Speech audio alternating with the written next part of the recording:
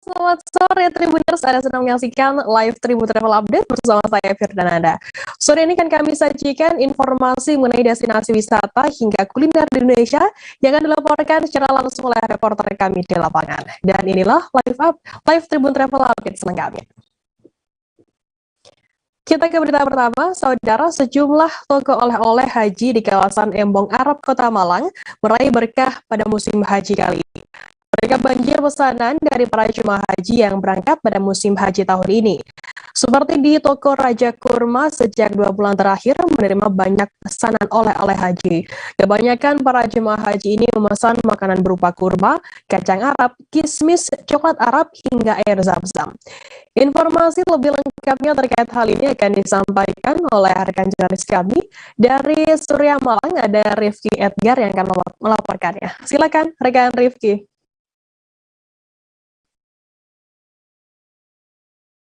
Silakan. Baik, Firda, bisa kami laporkan pada saat musim haji ini sejumlah toko oleh-oleh haji, terutama yang berada di sekitar Embong Arab, Kota Malang, itu banjir pesanan. Seperti yang saya datangi di toko Raja Kurma, di sana sejak 2 bulan kemarin ini telah mendapatkan banyak pesanan dari para jamaah haji yang akan pergi haji ke Mekah, di mana saat ini mereka sedang melakukan packing saat saya meliput ke sana, dan kebanyakan pesanan yang dipesan oleh para jamaah haji ini merupakan kurma, kacang Arab, kismis, dan juga air zam-zam. Itu yang mereka pesan, dan ramainya pesanan ini membuat omset mereka itu naik hingga 40% dibandingkan dengan hari-hari biasanya.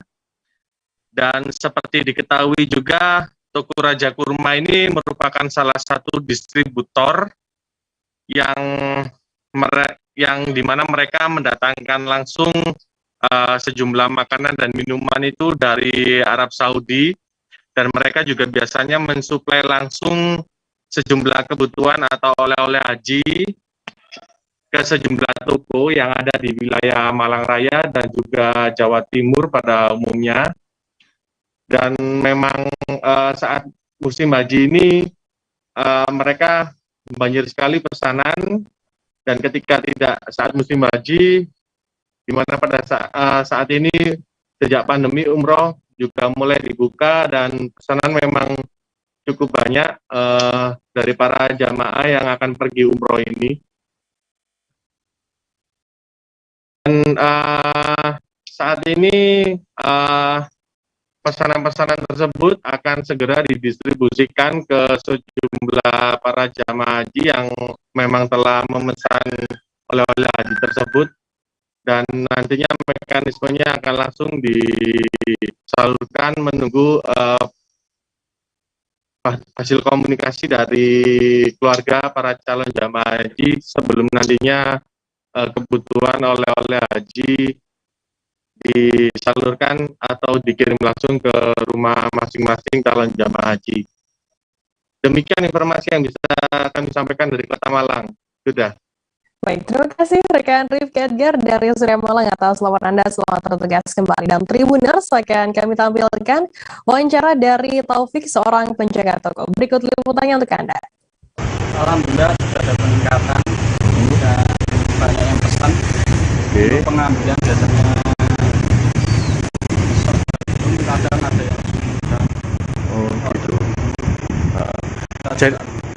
Jadi para jamaah haji ini sebelum berangkat sudah pesan terlebih dahulu. Banyak kan pesan. Biasanya yang dipesan apa Mas untuk oleh-oleh haji, Mas? Ada kismis, kacang Arab, kacang kusut, kacang almond, air zam-zam, sama kurma. Kurma. Oke. Mas, pesanan itu kebanyakan dari warga Kota Malang sendiri atau ada dari luar, Mas? Alhamdulillah ada yang dari luar. Dan dari luar. Ini juga ada. Biasanya setiap jamaah haji ini pesannya berapa, Mas? Misalkan kayak kurma berapa gitu. takarannya? Normal biasanya sampai 20 kilo. Oh, biasanya gitu. Air jamping. Yang lainnya rata-rata 2 kiloan. 2 kiloan. Bisnis 2 kiloan, bisnis 2 kiloan. Gitu. Mas, peningkatan omset meningkatan sampai berapa persen ini, Mas? 40%-an ya jamaah haji ini. Mas, kalau misalkan jamaah haji ini yang pesan, terus kemudian proses pengantarannya gimana, Mas? Kita sombir kalau di dalam kota. Mas, selain musim haji ini yang dijual di sini yang paling banyak lakunya apa, Mas? Ada baru frozen, banyak laku, sama kurma juga. Mas, untuk oleh-oleh haji ini didapatkan langsung dari negerinya sana atau seperti apa, Mas? Ya, kita impor langsung dari Indonesia. Oh gitu. Datangkan dari Indonesia. Memasuki musim panen buah durian, para pedagang durian tampak bermunculan di kota Pangkal Pinang Jumat 17 Juni. Para pedagang durian ini bisa ditemukan di beberapa titik kawasan Jalan Sudirman Pangkal Pinang hingga di kawasan Jalan Sriwijaya Pangkal Pinang. Munculnya para pedagang durian di kawasan tersebut menjadi tanda jika musim panen buah durian sudah tiba. Informasi lebih lengkapnya terkait hal ini akan disampaikan oleh rekan jurnalis kami dari Bangka Pos, ada Sila Agustika yang akan melaporkannya. Silakan rekan Sela. Baik, terima kasih Firda dan selamat siang Tribuners.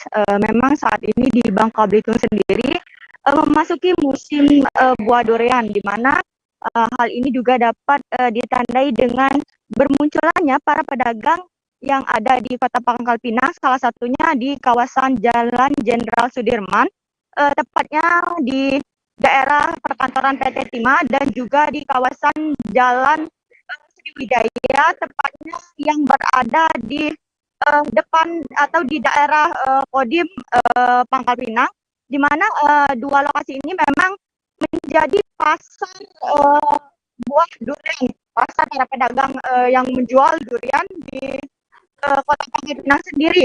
Nah, diketahui untuk pedagang ini telah menjual atau memasarkan durian ini sejak 1 pekan terakhir atau kurang lebih selama 10 hari. Nah, untuk buah durian ini sendiri memang didatangkan dari berbagai daerah atau berbagai kabupaten di Bangka Belitung, tepatnya seperti di daerah Bangka Barat, Bangka Selatan, dan ada juga beberapa yang dari Bangka Tengah.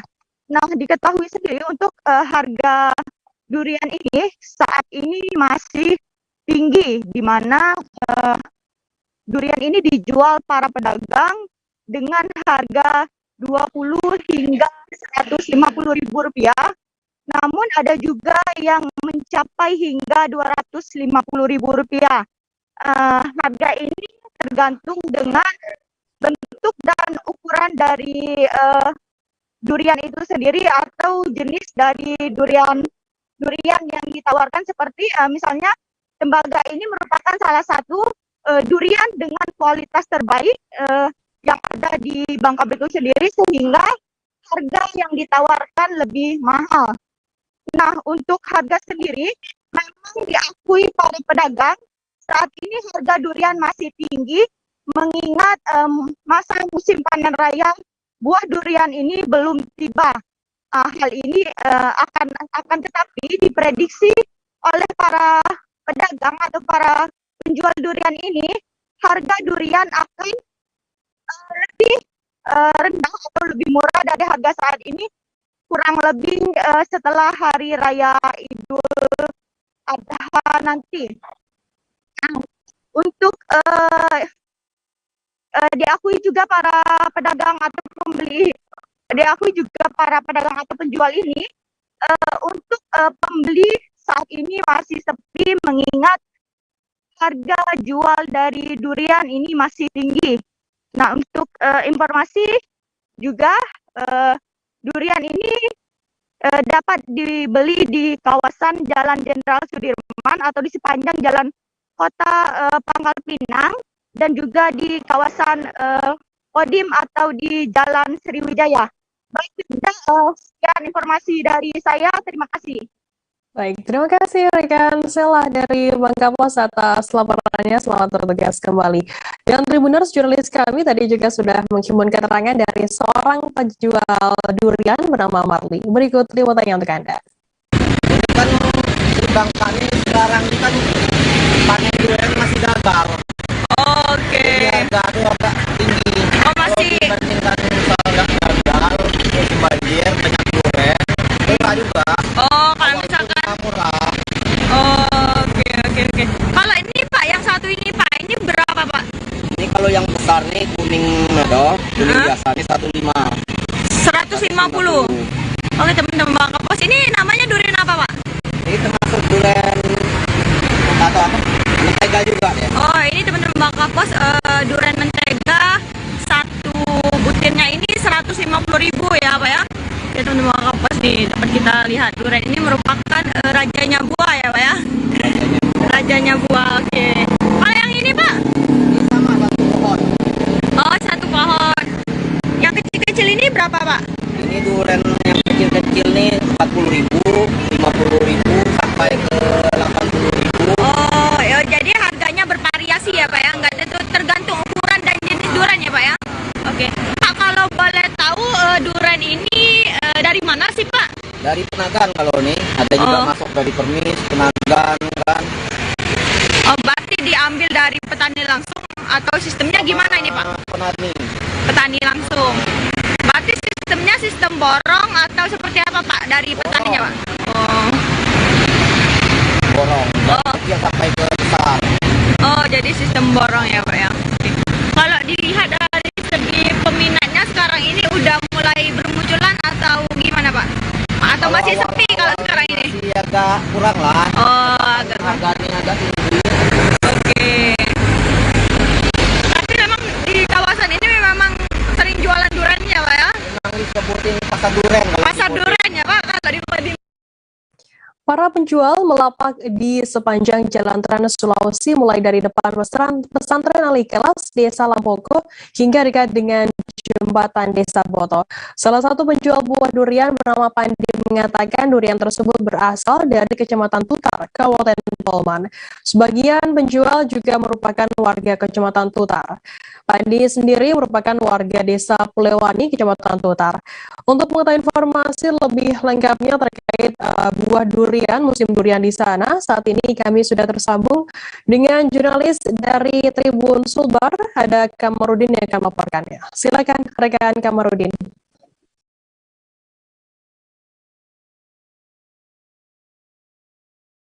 Tropicana Slim Stevia, pemanis alami dari daun stevia. Rasa manis alami yang praktis dan nikmat. Ganti gula Anda dengan Tropicana Slim Stevia. Ya, terima kasih Firda di studio Tribuners, selamat sore. Dapat saya laporkan bahwa Kabupaten Polewali Mandar atau Polman sendiri sudah memasuki musim buah. Itu ditandai dengan banyaknya penjual buah durian di kawasan atau di Jalan Trans Sulawesi, Desa Boto dan Desa Lampoko.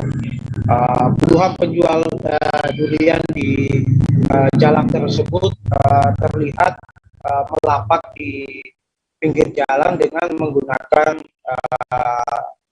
terpal plastik sebagai alasnya. Pantauan kami di lapangan bahwa sekitar 20 penjual durian di Jalan Trans Sulawesi tersebut tersebar di berbagai titik. Salah satu penjual durian bernama Pandi yang juga warga Kecamatan Tutar mengatakan bahwa durian tersebut berasal dari Kecamatan Tutar, Kabupaten Polewali Mandar. Untuk diketahui Tribuners bahwa durian Tutar di Kabupaten Polewali Mandar atau di Provinsi Sulawesi Barat cukup dikenal warga karena rasanya yang khas dan cukup manis. Pandi mengatakan bahwa sejak 1 bulan terakhir para penjual durian sudah mulai berdatangan dan melapak di pinggir jalan di Trans Sulawesi tersebut. Mereka melapak di pinggir jalan menggunakan alas dan menggunakan motor untuk membawa durian dari itu tersebut.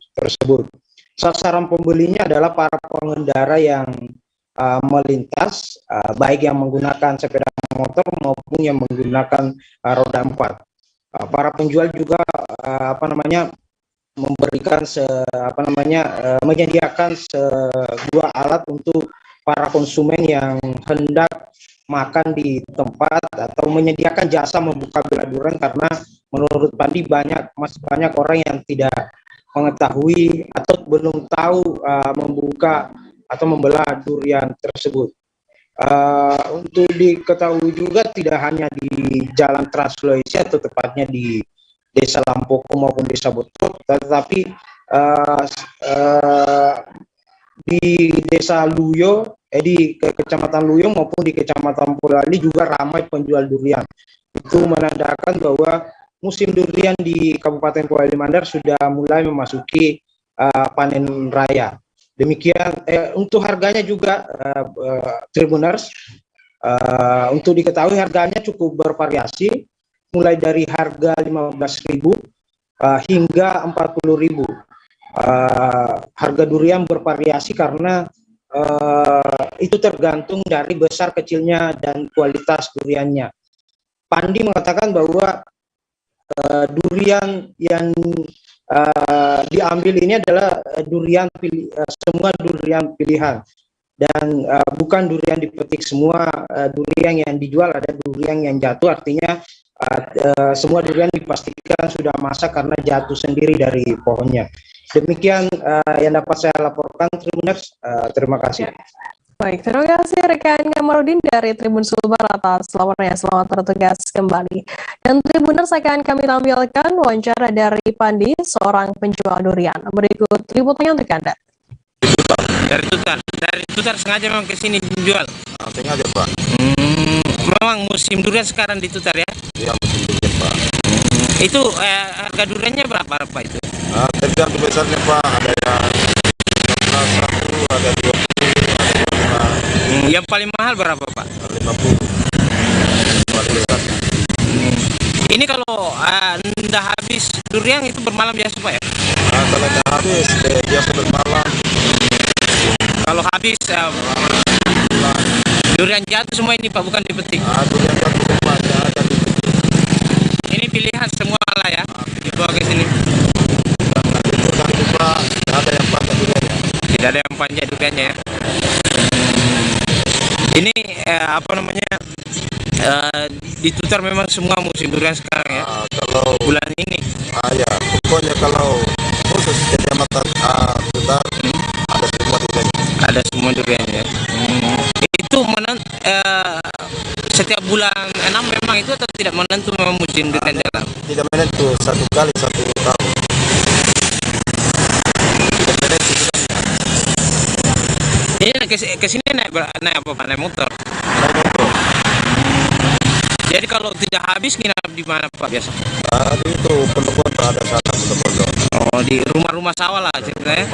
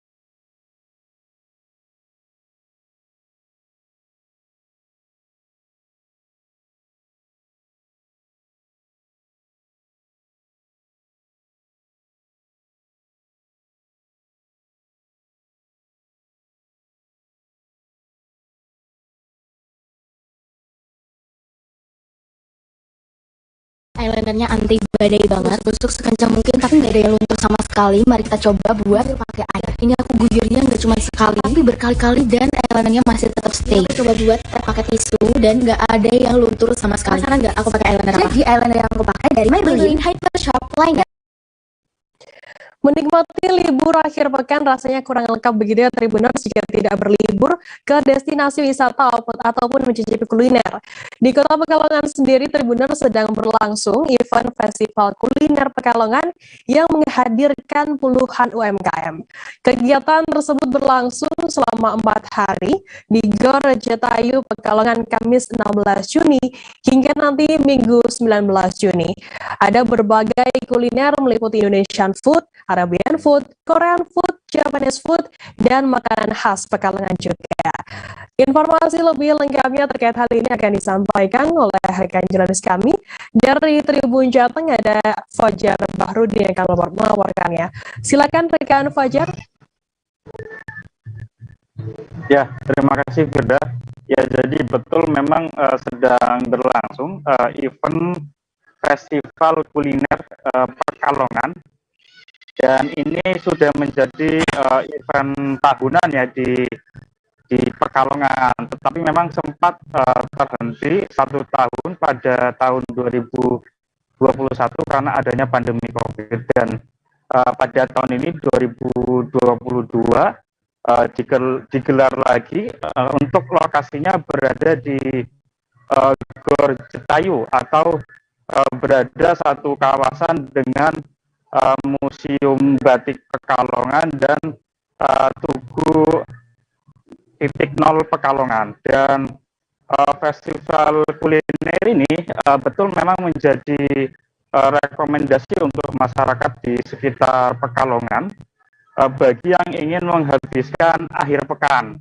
Dan di sini sangat banyak kuliner dari berbagai macam kuliner ya, ada kuliner Indonesia, lalu ada Arabian food seperti nasi kebuli atau nasi mandi, ada juga kuliner Korean food, lalu ada juga kuliner Japanese food ya seperti itu, dan tentunya di sini juga ada kuliner khas yang itu berasal dari Kota Pekalongan seperti nasi megono, lalu ada soto tauco, dan ada juga serabi kali beluk seperti itu. Dan perlu diketahui Firda bahwa festival kuliner ini hanya berlangsung 4 hari ya, sejak hari Kamis 16 Juni kemarin dan akan berakhir besok hari Minggu tanggal 19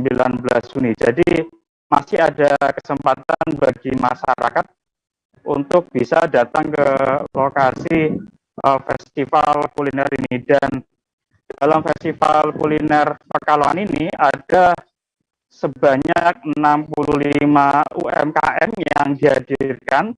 Itu ada berbagai macam kuliner dan masyarakat bisa menikmatinya. Nah, sementara untuk harga itu dimulai dari paling murah 5.000 dan paling mahal sampai Rp35.000. Nah, sementara untuk waktu buka sendiri, jadi festival kuliner Pekalongan ini buka sejak pukul 10 pagi dan tutup pada pukul 9 malam atau 21.00 WIB. Dan kemarin kami sempat wawancara dengan panitia pelaksana festival kuliner Pekalongan ini. Memang festival kuliner ini menjadi fasilitas bagi UMKM di masa pandemi COVID ya, karena memang kita tidak menampik bahwa banyak UMKM yang selama pandemi ini kesulitan perekonomiannya, dan harapannya dengan berlangsungnya festival kuliner Pekalongan ini, maka UMKM dapat terbantu dan sekaligus ini menjadi ajang promosi mereka ya terkait tentang kuliner-kuliner andalan dari mereka. Seperti itu, Firda. Baik, terima kasih rekan Fajar Bahrudin Ahmad dari Tribun Jawa Tengah atas laporannya. Mungkin ini nanti bisa menjadi menghabiskan waktu Tribuners untuk malam minggu nanti begitu ya. Dan akan kami tampilkan Tribuners wawancara dari panitia Festival Kuliner Pekalongan Oki Purnama Mandalu dan juga seorang pengunjung bernama Sri Aminah. Berikut liputannya untuk Anda. Kegiatan ini Festival Kuliner Pekalongan. Di tempat event kami ada 65 stand kuliner, itu dari berbagai kota juga ada. Terus untuk makanannya itu bervariasi, ada Indonesian food, ada Arabian food, ada Korean food, ada Japan food. Nah, untuk yang kuliner asli Pekalongannya sendiri ada. Pekalongan ada. Di sini kita ada nasi capret megono, terus ada serabi kali beluk dari warung asem, terus sama ada soto tauco. Kita sebenarnya mulai dari awalnya ada festival kuliner, sebenarnya kita awalnya itu di tahun 2019 kita jalan, yang kedua 2020, terus setelah itu ada pandemi kita off sampai kita baru lagi memulai ini di tahun 2022. Harapan kami sebenarnya untuk adanya festival ini untuk meningkatkan kembali UMKM, karena dengan adanya festival ini secara tidak langsung menjadi ajang promo bagi para usaha kuliner ini untuk memperkenalkan produknya masing-masing. Senang sih, banyak makanan-makanan, pilihannya banyak, ada soto, tauco itu, terus ini kayak ini kari itu juga khas Pekalongan juga, banyak sih, macam-macam makanannya, enak-enak juga terjangkau lah. Ya, mudah-mudahan kuliner Pekalongan ya tambah laku, tidak ada pandemi sekarang ini kan, jadi perekonomian jadi tambah. Cepetan belanja Google Mas, nggak pakai lama.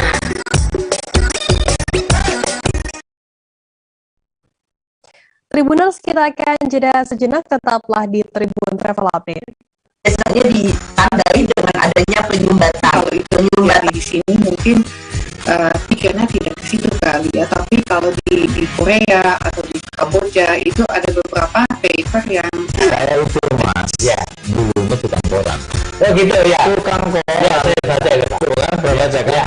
Jadi kalau saya jadi tangga itu udah bersyukur banget si anak ini dijadikan sebagai tersangka begitu ya. Kalau ini kita bicara yang di luar kasus Colombo ya, dengan daerah hujan shower, di mana terdapat batas jelas antara daerah hujan dan tidak hujan yang biasanya terjadi pada fase awal master stage atau tahap bahaya tuh Kang. Jadi mulai artinya terjadinya perlembekan. Nah itu untuk beradaptasi akan sulit. Ya. Dok, saya ini menurut saya memang tidak mudah, bukan urusan tanah diambil. Kalau misalnya Amerika Serikat sekarang, Rasulullah mengatakan dalam sebuah hadis bahwa berpuasa di 6 hari Syawal itu. Oke, apa kabar Bang Arif di sini untuk strateginya? Ya, kalau saya sendiri di Jumit 37 ini yang semalam baru mulai, saya udah pasti. Sebenarnya aku nggak ngerasain penangkapan atau penggerbegan atau apapun itu, karena gini loh, posisinya aku kriteria. Jadi kita mengenal disebut dengan stroke yang tidak berdarah dan stroke yang berdarah. Stroke yang tidak berdarah itu biasanya ditandai dengan adanya penyumbatan. Kalau itu penyumbatan di sini mungkin pikirnya tidak ke situ kali ya, tapi kalau di Korea atau di Kamboja itu ada beberapa paper yang saya itu mas ya dulunya tukang koran. Oh gitu ya, tukang koran ya, saya baca ya Pak, tukang berapa jaga ya. Jadi kalau saya jadi tangga itu udah bersyukur banget ya, anak ini dijadikan sebagai tersangka begitu ya. Kalau ini kita bicara yang di luar kasus Colombo ya, dengan daerah hujan shower, di mana terdapat batas jelas antara daerah hujan dan tidak hujan yang biasanya terjadi pada fase awal master stage atau tahap bahaya tuh Kang. Jadi mulai mulai artinya terjadinya perlembekan. Nah itu untuk penetrasi akan sulit gitu ya. Dok, saya menurut saya memang tidak mudah, bukan urusan tanah diambil. Kalau misalnya Amerika Serikat sekarang, Rasulullah mengatakan dalam sebuah hadis bahwa berpuasa di 6 hari Syawal itu. Oke, apakah Bang Aris di sini ada strateginya? Kalau saya sendiri di Jumit 37 ini yang semalam baru mulai, saya udah sebenarnya aku nggak ngerasa itu penangkapan atau penggerbegan atau apapun itu, karena gitu posisinya kriteria. Jadi kita mengenal disebut dengan stroke yang tidak berdarah dengan stroke yang berdarah. Stroke yang tidak berdarah itu biasanya ditandai dengan adanya penyumbatan. Kalau itu penyumbatan di sini mungkin pikirnya tidak ke situ kali ya, tapi kalau di Korea atau di Kamboja itu ada beberapa paper yang Itu mas ya, dulunya tukang koran. Gitu ya, tukang koran ya, saya baca ya, tuh kan pernah baca ya. Jadi kalau saya jadi tangga itu udah bersyukur banget Si anak ini dijadikan sebagai tersangka begitu. Ya, kalau ini kita bicara yang di luar kasus Subombo ya, dengan nama hujan shower, di mana terdapat batas jelas antara daerah hujan dan tidak hujan yang biasanya terjadi pada fase awal master stage atau bahaya itu Kang. Jadi mulai artinya terjadinya perlembekan. Nah itu untuk penetrasi akan sulit gitu ya. Dok, saya menurut saya memang tidak mudah, bukan urusan tanah diambil. Kalau misalnya Amerika Serikat sekarang, Rasulullah mengatakan dalam sebuah hadis bahwa berpuasa di 6 hari Syawal itu. Oke, apakah Bang Aris di sini ada strateginya? Kalau saya sendiri di Jumit 37 ini yang semalam baru mulai, saya udah sebenarnya aku nggak ngerasa itu penangkapan atau penggerbegan atau apapun itu, karena gitu posisinya kriteria. Jadi kita mengenal disebut dengan stroke yang tidak berdarah dengan stroke yang berdarah. Stroke yang tidak berdarah itu biasanya ditandai dengan adanya penyumbatan. Kalau itu penyumbatan di sini mungkin pikirnya tidak ke situ kali ya, tapi kalau di Korea atau di Kamboja itu ada beberapa paper yang Saya itu mas ya, dulunya tukang koran. Gitu ya, tukang koran ya, saya baca ya, tuh kan pernah baca ya. Jadi kalau saya jadi tangga itu udah bersyukur banget. Si anak ini dijadikan sebagai tersangka begitu.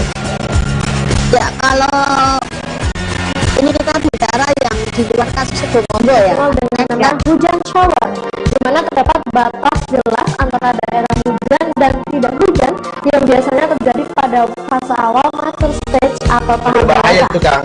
Jadi mulai artinya terjadinya perlembekan. Nah itu untuk penetrasi akan sulit gitu ya. Dok, saya menurut saya memang tidak mudah, bukan urusan tanah diambil. Kalau misalnya Amerika Serikat sekarang, Rasulullah mengatakan dalam sebuah hadis bahwa berpuasa di 6 hari Syawal itu. Oke, apakah Bang Aris di sini ada strateginya? ya, kalau saya sendiri di Jumit 37 ini yang semalam baru mulai, saya udah sebenarnya aku nggak ngerasa itu penangkapan atau penggerbegan atau apapun itu, karena gitu posisinya kriteria. Jadi kita mengenal disebut dengan stroke yang tidak berdarah dengan stroke yang berdarah. Stroke yang tidak berdarah itu biasanya ditandai dengan adanya penyumbatan. Kalau itu penyumbatan di sini mungkin pikirnya tidak ke situ kali ya, tapi kalau di Korea atau di Kamboja itu ada beberapa paper yang Saya itu mas ya, dulunya tukang koran. Gitu ya, tukang koran ya, saya baca ya, tuh kan pernah baca ya. Jadi kalau saya jadi tangga itu udah bersyukur banget Si anak ini dijadikan sebagai tersangka begitu. yang di luar kasus Kombo ya, dengan nama hujan shower, di mana terdapat batas jelas antara daerah hujan dan tidak hujan yang biasanya terjadi pada fase awal masuk stage atau tahap Bahaya dewasa. itu Kang. Jadi mulai artinya terjadinya perlembekan. Nah itu untuk penetrasi akan sulit. Gitu ya. Dok, saya ini menurut saya memang tidak mudah, bukan urusan tanah diambil. Kalau misalnya Amerika Serikat sekarang, Rasulullah mengatakan dalam sebuah hadis bahwa berpuasa di 6 hari Syawal itu. Oke, apakah Bang Arif di sini berstrategi? Kalau saya sendiri di Jumit 37 ini yang semalam baru mulai, saya udah Sebenarnya aku nggak ngerasain penangkapan atau penggerbegan atau apapun itu, karena gini loh, posisinya aku kriteria. Jadi kita mengenal disebut dengan stroke yang tidak berdarah dengan stroke yang berdarah.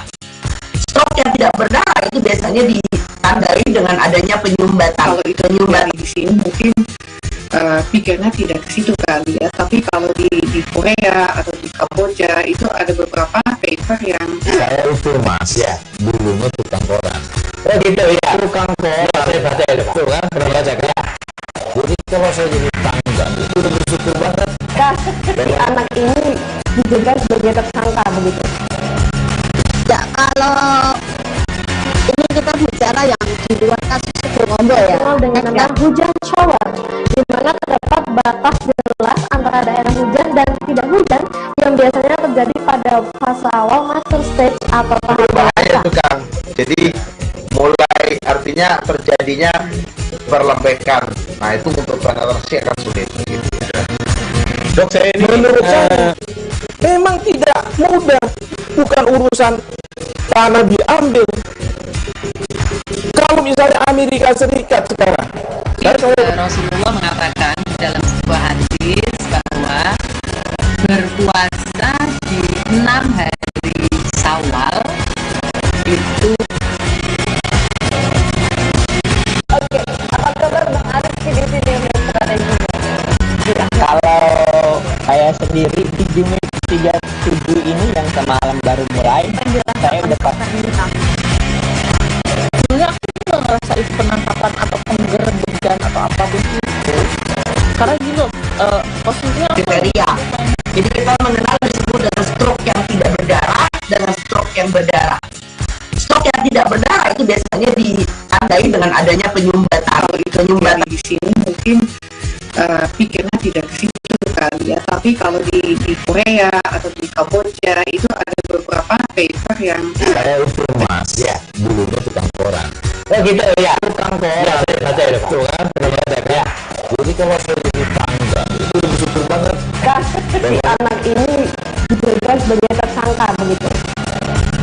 Ya, kalau ini kita bicara yang di luar kasus Kombo ya, dengan nama hujan shower, di mana terdapat batas jelas antara daerah hujan dan tidak hujan yang biasanya terjadi pada fase awal masuk stage atau tahap Bahaya dewasa. tuh Kang. Jadi mulai artinya terjadinya perlembekan. Nah itu untuk penetrasi akan sulit. Gitu ya. Dok, saya ini menurut saya memang tidak mudah, bukan urusan tanah diambil.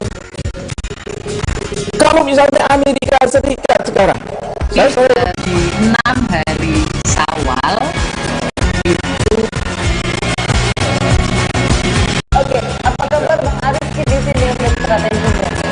Ya. Kalau saya sendiri di Jumit 37 ini yang semalam baru mulai, saya udah pasti. sebenarnya aku nggak ngerasain penangkapan atau penggerbegan atau apapun itu, karena gini loh, posisinya kriteria. Jadi kita mengenal disebut dengan stroke yang tidak berdarah dengan stroke yang berdarah. Stroke yang tidak berdarah itu biasanya ditandai dengan adanya penyumbatan. kalau itu penyumbatan di sini mungkin pikirnya tidak ke situ kali ya, tapi kalau di Korea atau di Kamboja itu ada beberapa paper yang Saya itu Mas ya, dulunya tukang koran. oh gitu ya, tukang koran. Ya, saya baca ya, tuh kan, pernah baca kan?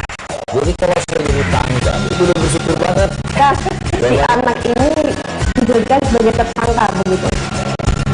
Ya, kalau ini kita bicara yang di luar kasus Sibolombo ya, dengan namanya hujan shower, di mana terdapat batas jelas antara daerah hujan dan tidak hujan yang biasanya terjadi pada fase awal macro stage atau tahap berbahaya itu Kang. Jadi mulai artinya terjadinya perlambaikan. Nah itu untuk penatasi akan sulit gitu ya.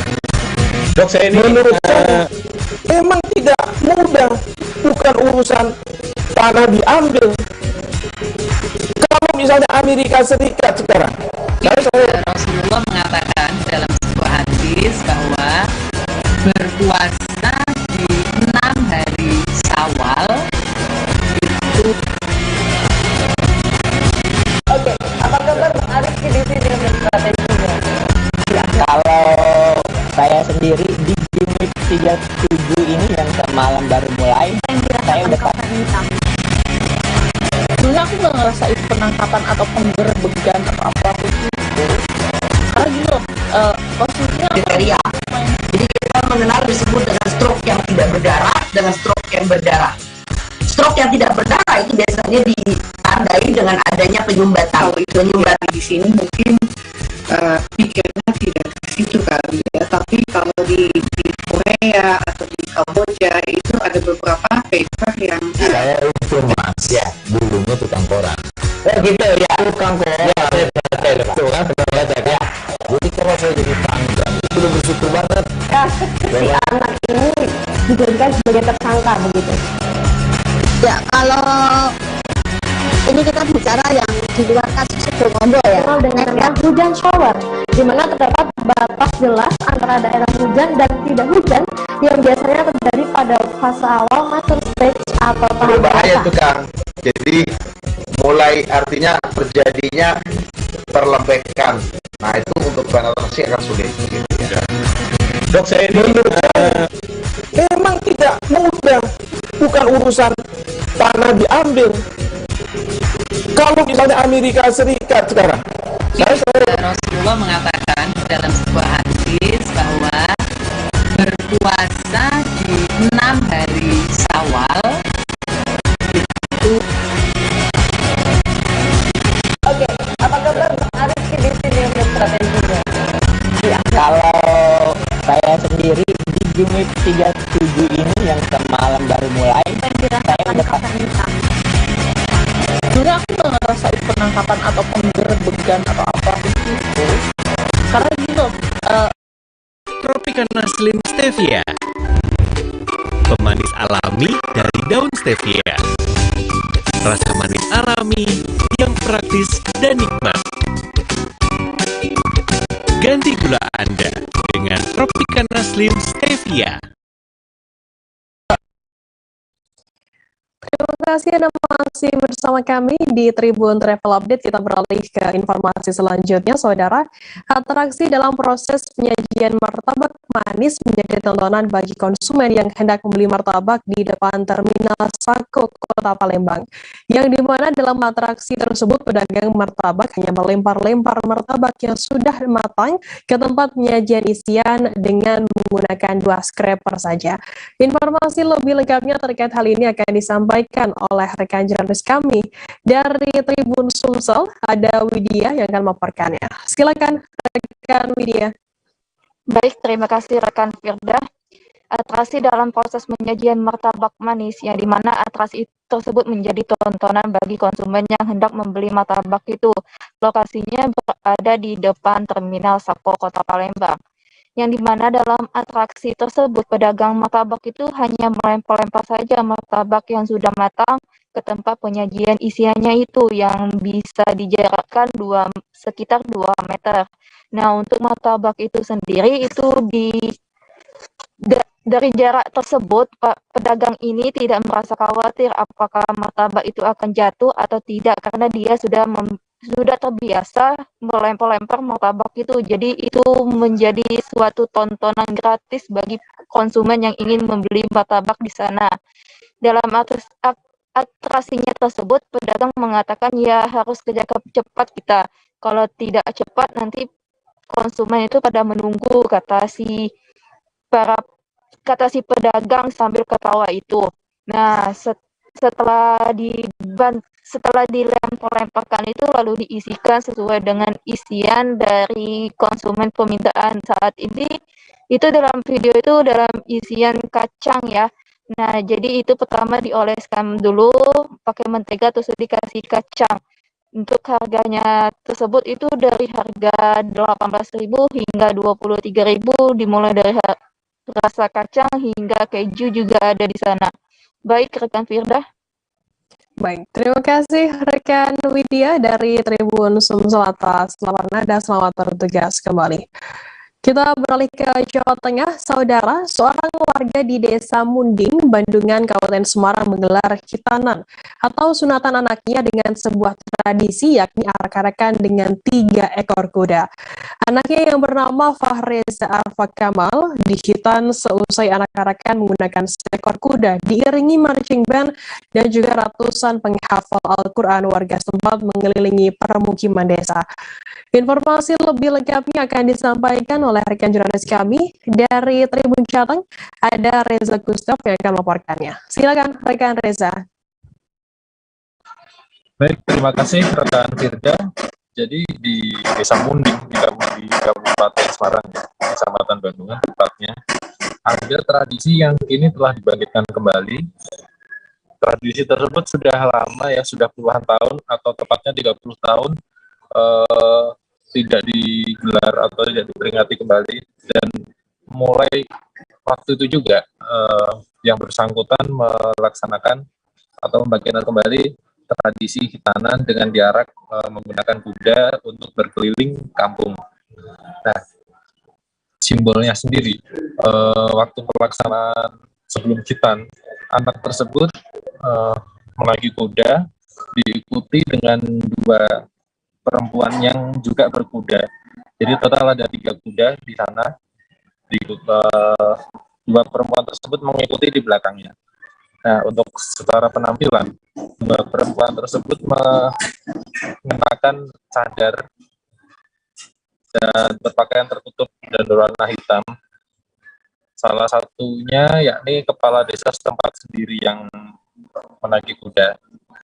Jadi dari penuturannya, dari penuturan Kepala Desa Munding, Roman Duniatun, mengatakan bahwa arak-arakan tersebut kembali digelar dan merupakan simbol dari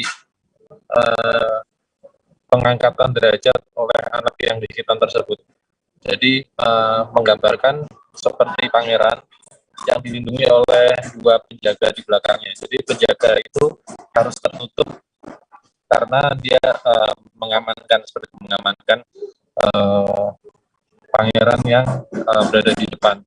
Itu artinya, harapannya anak itu sendiri nanti setelah dikhitan bisa menjadi anak yang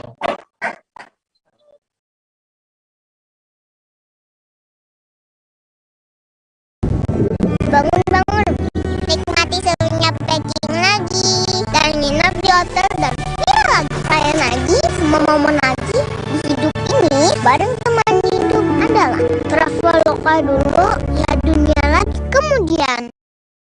baik hati, anak yang soleh dan bisa memimpin semuanya, termasuk memimpin keluarga saat dia sudah dewasa nanti. Jadi itu adalah filosofinya atau artinya dari arak-arakan tersebut. Dan arak-arakan tersebut juga diikuti oleh peserta itu sendiri juga anak-anak yang mereka merupakan penghafal Al-Quran. Jadi tak lepas juga dari unsur religinya di sana. Begitu kan Firda yang bisa disampaikan dari Kabupaten Semarang. Ya, baik, terima kasih rekan Reza dari Tribun Jateng atas laporannya. Selamat bertugas kembali. Dan Tribuners, akan kami tampilkan wawancara yang tadi sudah dimulai rekan Reza dari Kepala Desa Munding, Rum Doniaton. Berikut liputannya untuk Anda. Ini adalah judulnya pendampingan atau pengamanan sebagai seorang laskar wanita yang mendampingi dan mengamankan atau memberikan perlindungan kepada pangeran. Kemudian pangeran ini harus bisa bisa meraih cita-citanya dan meninggikan atau meningkatkan derajat yang ada kedua orang tuanya. Jadi kami berharap dengan menaik kuda ini derajat orang tua akan diangkat oleh anaknya dengan kegiatan-kegiatan yang tidak melupakan kebudayaan Indonesia yang Masjid Agung Madaniyah Kabupaten Karanganyar kini menjadi jujukan para wisatawan yang singgah di kabupaten yang dikenal dengan nama Bumi Intan Pari tersebut sejak difungsikan pada Mei lalu. Masjid dengan arsitektur Timur Tengah tersebut dapat menampung sekitar 6.000 orang. Masjid Agung Madaniyah dilengkapi dengan 4 payung hidrolik di bagian depan bangunan utama. Selain itu, 9 pintu utama dihiasi ornamen berbahan kuningan dan lantai bangunan utama berbahan marmer. Untuk mengetahui bagaimana keindahan Masjid Agung Madaniyah Karanganyar ini, saat ini kami sudah tersambung dengan jurnalis dari Tribun Jateng, ada Agus Iswadi yang akan melaporkannya. Silakan rekan Agus. Baik, selamat sore Firda, dapat dilaporkan kaitannya dengan kemegahan Masjid Agung Madaniyah Kabupaten Karanganyar ini terlihat sejak dimulai dioperasikannya untuk umum pada beberapa bulan yang lalu. Berdasarkan pantauan di lokasi terlihat ketika cuaca cerah banyak sekali pengunjung, baik itu pengunjung lokal dan dari luar daerah yang sebelumnya berwisata ke Kabupaten Karanganyar singgah sebentar di Masjid Agung Madaniyah Kabupaten Karanganyar.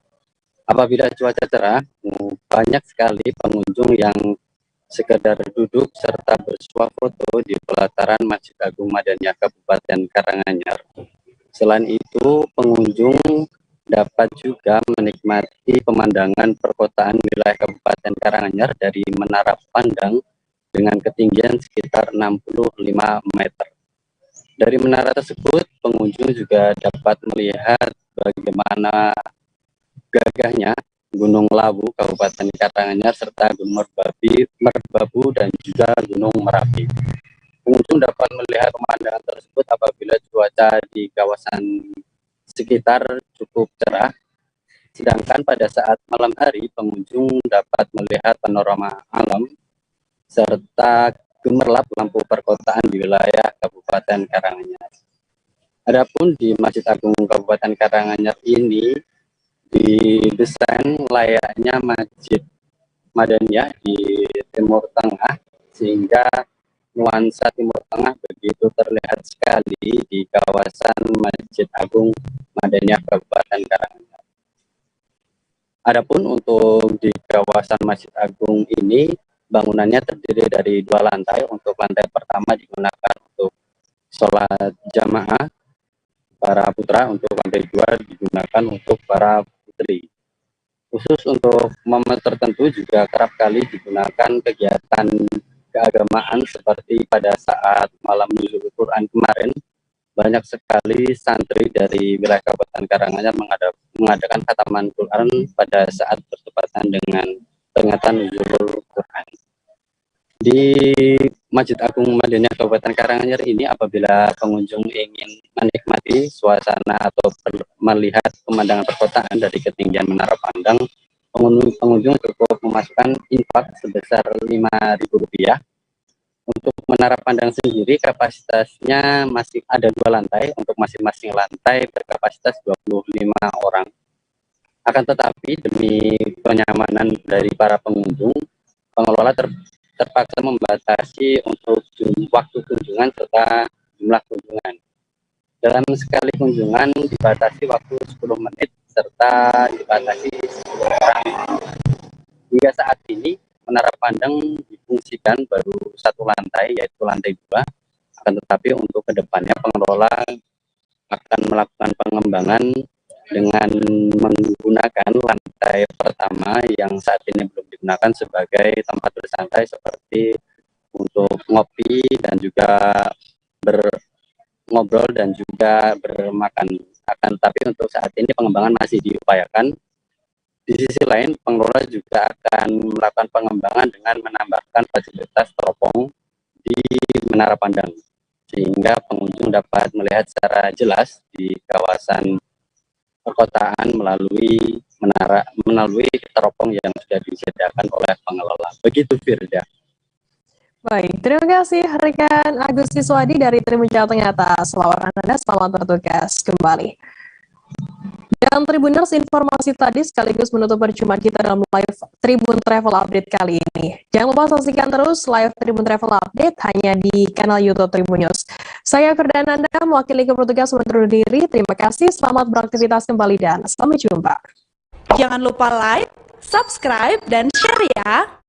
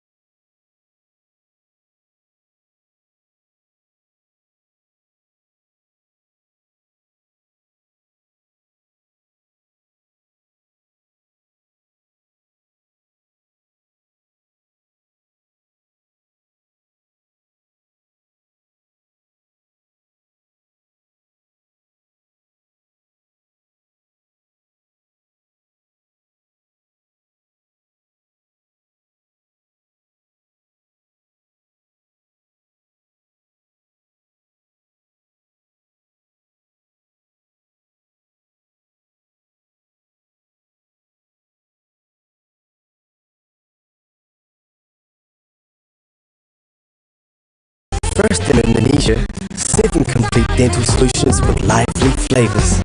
With natural chameleon pink salt, clinically proven to whiten teeth in 14 days. Click! Feel the difference! Klik! Sikat gigi barang aku, yuk!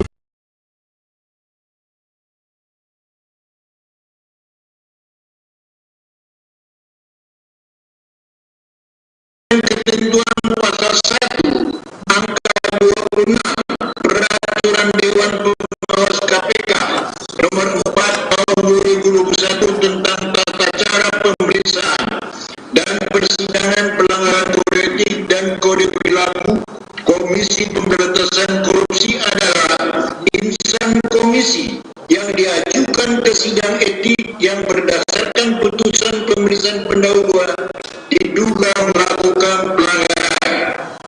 Menimbang bahwa lingkup insan komisi sesuai ketentuan pasal 1 angka 5 Peraturan Dewan Pengawas KPK nomor 4 tahun 2021 tentang tata cara pemeriksaan dan persidangan pelanggaran kode etik dan kode perilaku Komisi Pemberantasan Korupsi terdiri dari Dewan Pengawas, pimpinan, dan pegawai.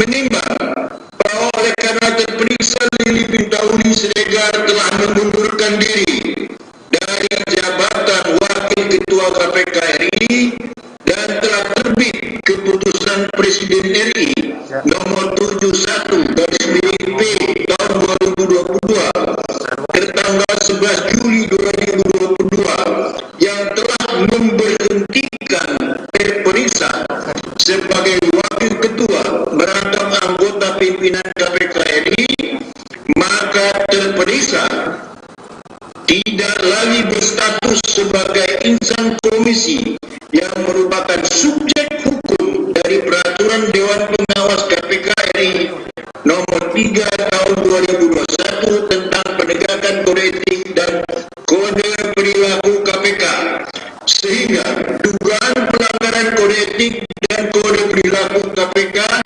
tidak dapat dipertanggungjawabkan lagi kepada terperiksa.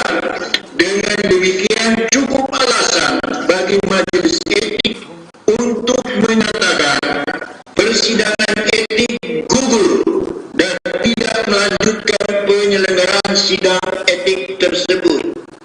Menimbang bahwa untuk kepentingan penghentian penyelenggaraan persidangan dugaan pelanggaran kode etik dan kode perilaku sebagaimana tersebut di atas, majelis etik perlu menerbitkan penetapan.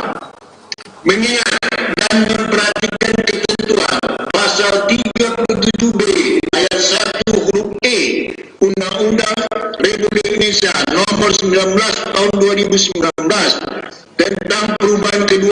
Undang-Undang Nomor 30 Tahun 2002 tentang Komisi Pemberantasan Tindak Pidana Korupsi, Keputusan Presiden RI Nomor 71 garis miring P tahun 2022 tanggal 11 Juni 2022 serta ketentuan pasal 1 angka 5 dan angka 26 pasal 11 ayat 1 dan 5 Peraturan Dewan Pengawas Komisi Pemberantasan Korupsi RI Nomor 4 Tahun 2021 tentang tata cara pemeriksaan dan persidangan pelanggaran kode etik dan kode perilaku Komisi Pemberantasan Korupsi serta peraturan perundang-undangan yang terkait dengan perkara ini menetapkan: 1.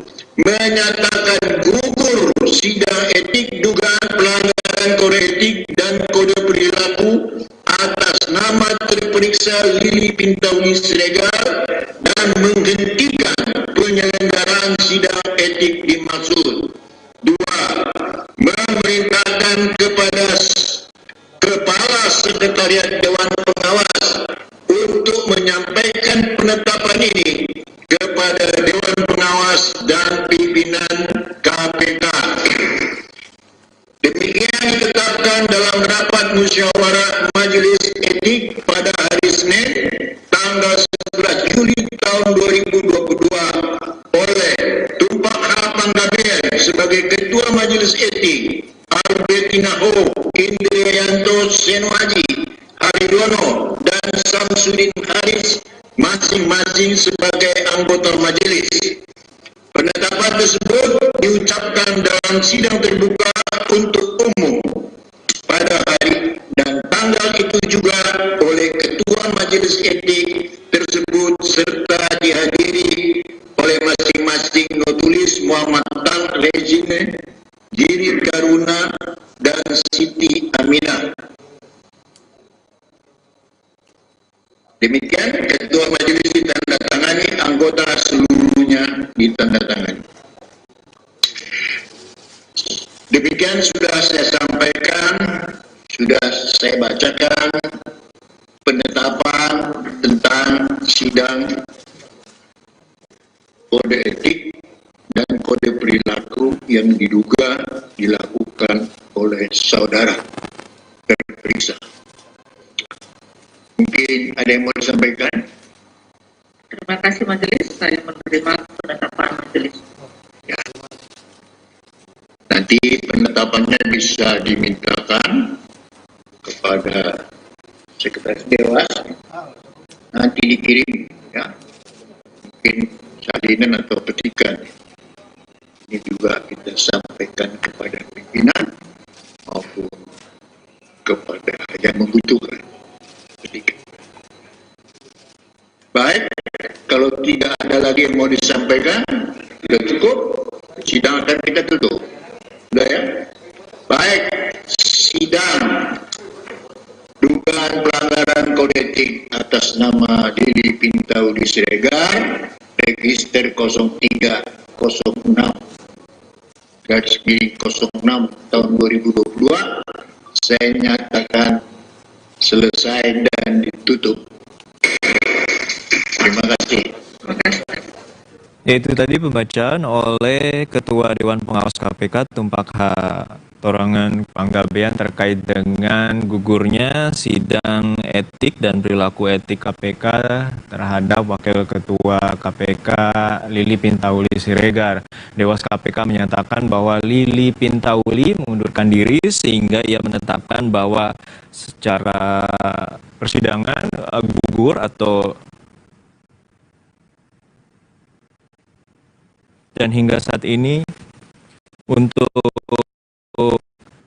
putusan yang dibacakan oleh Ketua Dewas KPK bahwa persidangan secara etik dan juga perilaku etik KPK. Selain itu, persidangan ini juga memerintahkan Kepala Dewas KPK untuk menyampaikan terkait hasil persidangan dugaan pelanggaran etik kepada pimpinan KPK.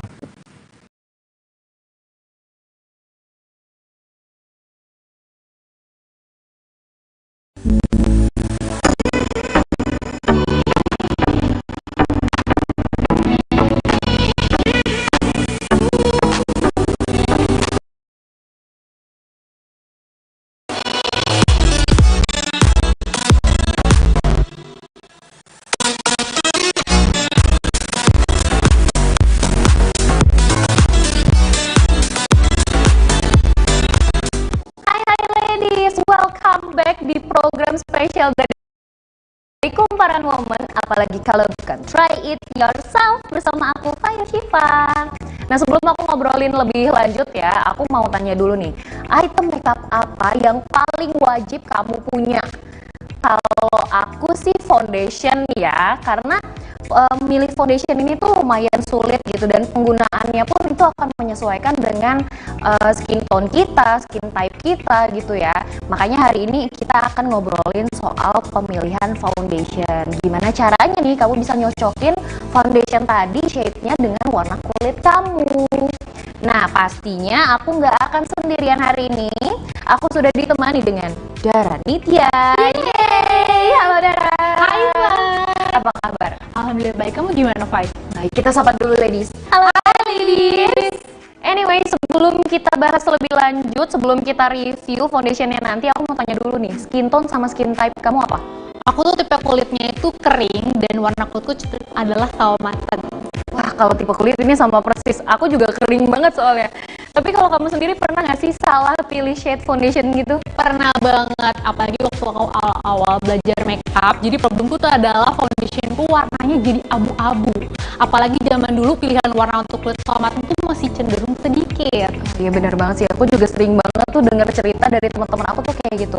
Tapi daripada kita keasikan ngobrol gitu ya, mendingan kita langsung cobain aja biar ladies di rumah yang lagi nonton juga tahu nih skin type, skin tone-nya atau kayak gimana itu yang bisa tepat gitu ya, shade-nya seperti apa caranya. Betul sekali. Tapi sebelum itu kita mau bersihin wajah dulu, oke? Nah, sekarang kita udah bersihin mukanya. Kalau gitu langsung aja ya kita review produk foundation yang pertama.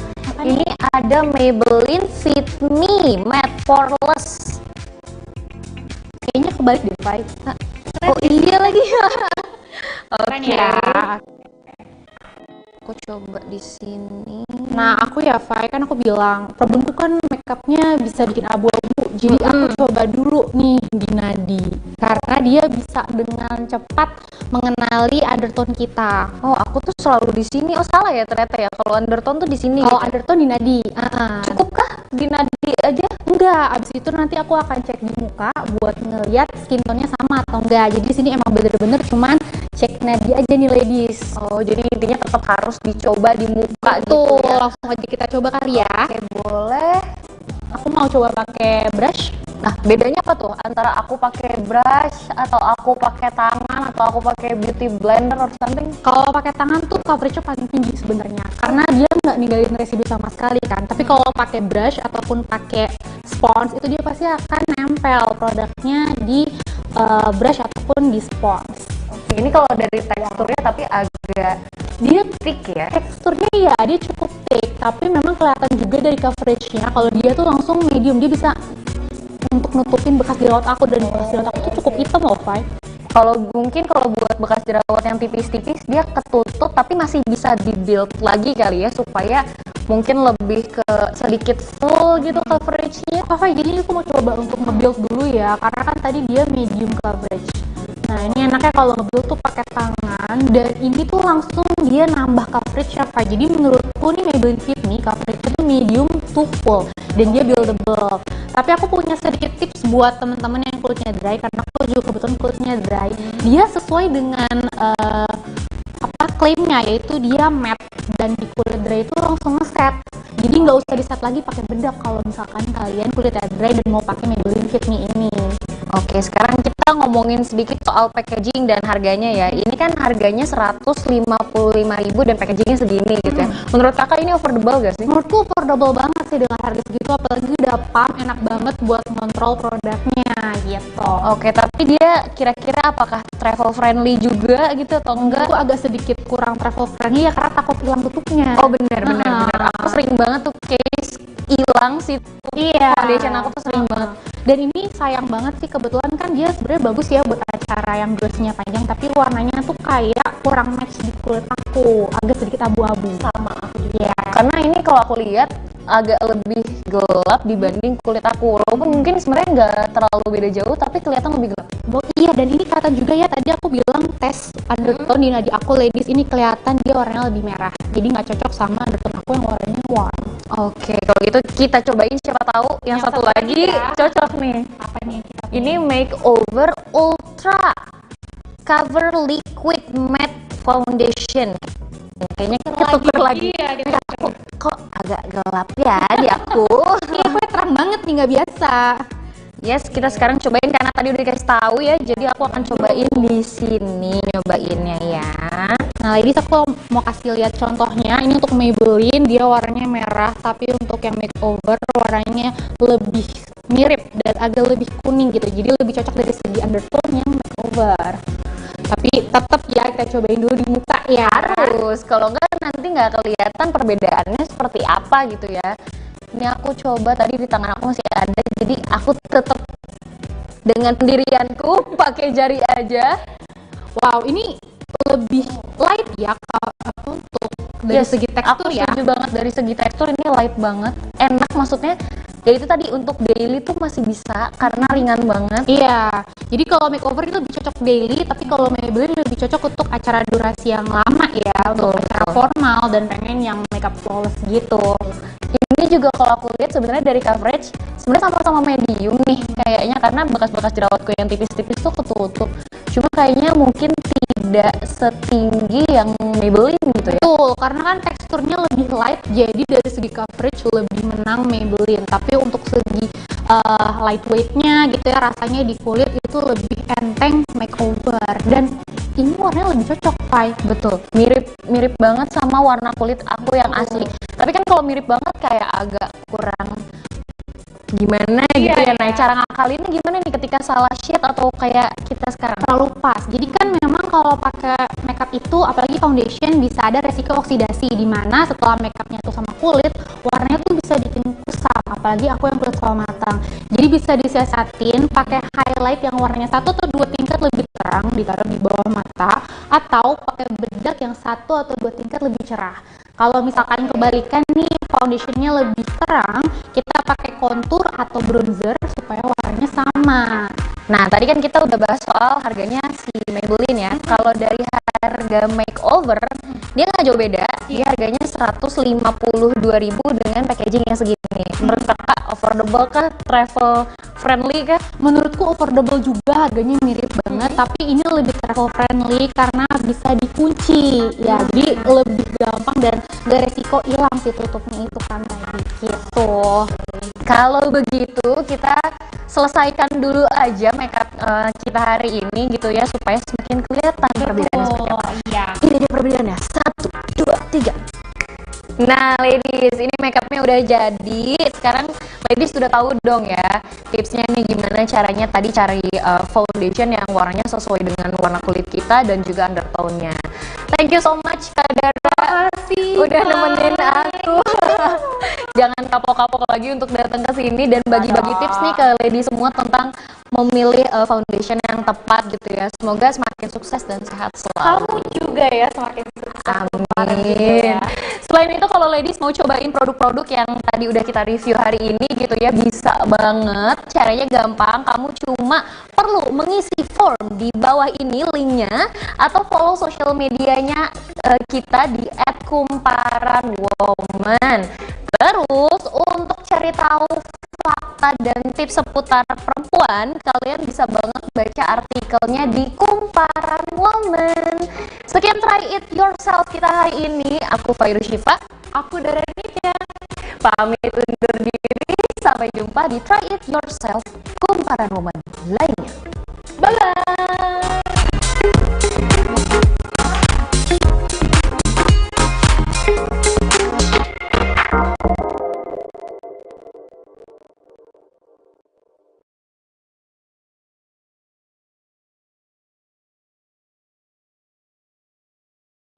Hai pemain 1, siap hadapi tantangan ini?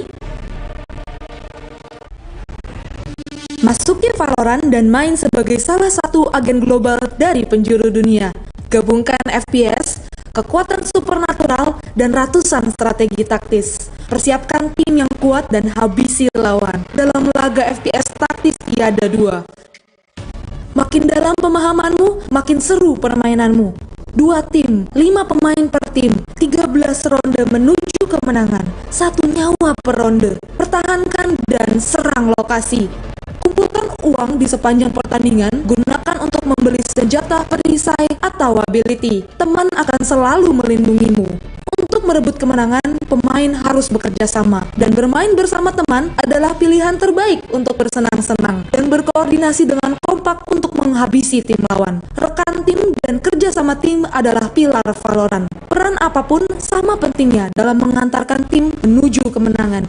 Tunjukkan keahlianmu. Jika merasa yakin dengan keahlianmu, jika sinergimu solid dengan semua rekan tim, tak peduli bersama siapa kamu bermain, sistem rank hadir untuk pemain sepertimu. Rank di Valorant terdiri dari berbagai tier. Memenangkan pertandingan atau bermain luar biasa baik, membawa pemain menaiki tangga rank, menggapai puncak mode kompetitif tingkat tinggi ini. Singkatnya, jika kamu menyukai game yang dinamis, penuh taktik dan strategi, dengan banyak agen unik berkeahlian, latar belakang, kepribadian, dan gaya tersendiri yang menitik beratkan permainan tim, tempat keahlian, dan kerjasama menjadi kunci, mungkin Valorant adalah game yang kamu tunggu-tunggu selama ini. Unduh game dan mainkan gratis. Temukan gaya unik kamu dalam bermain Valorant.